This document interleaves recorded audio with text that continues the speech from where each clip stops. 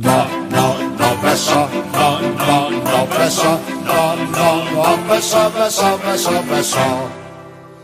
En herre i en sporvogn så, at man ej på gulvet spytte må. Så sagde han til konduktøren, så spytter jeg fanden Rasme op og ned ad døren. Hvad så? Hvad så? To drenge satte i en bar. Den ene ædru, den anden klar.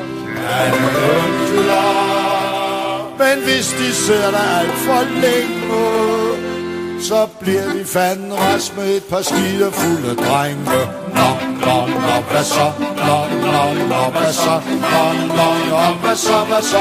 Hvad så? Marie ud i skoven gik,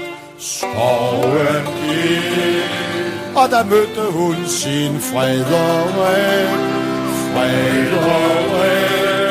Og lærken slog så klar sin trille. Så højt, så langt, så tykt, så smalt, så bredt, så nu skal Marie have en lille. Hvad så?